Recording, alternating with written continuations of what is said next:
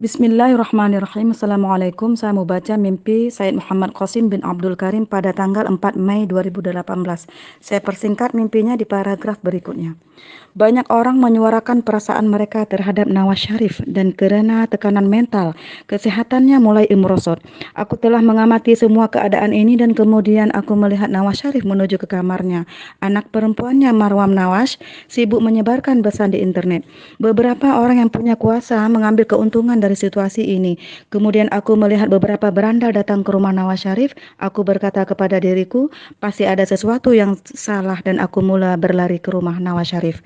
Ketika sampai di sana, aku mendapati beberapa berandal di satu sisi rumah, dan kemudian aku menggunakan pintu masuk lain untuk masuk ke dalam rumah. Ada ruangan besar di sana dan ia mengarah pada beberapa jalan berbeza. Aku mencari jalan menuju kamar Nawaz Sharif.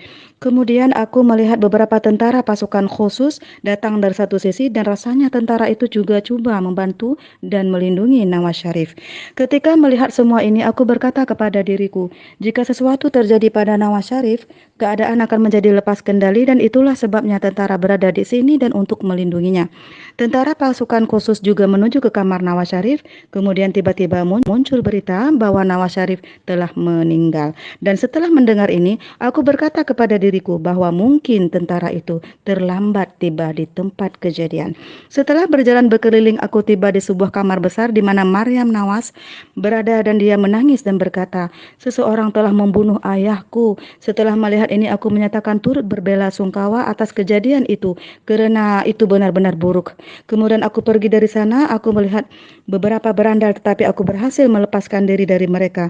Tetapi pada saat itu berita tentang kematian Nawaz Sharif tersebar di seluruh negeri dan terdapat kekacauan di mana-mana.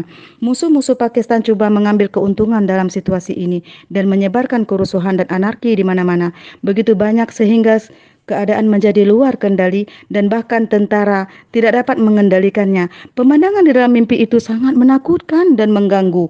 Jika bencana menimpa Pakistan dan keadaan menjadi lebih parah, maka peristiwa-peristiwa itu akan berlaku seperti yang disampaikan lewat mimpiku. Dan jika orang-orang menyaksikan peristiwa-peristiwa itu berlaku persis seperti yang aku lihat dalam mimpiku dan aku sebarkan kepada mereka, mereka akan mulai mengikuti mimpi-mimpiku lebih banyak lagi dan mempercayai mimpi-mimpi itu. Barakallahu fikum.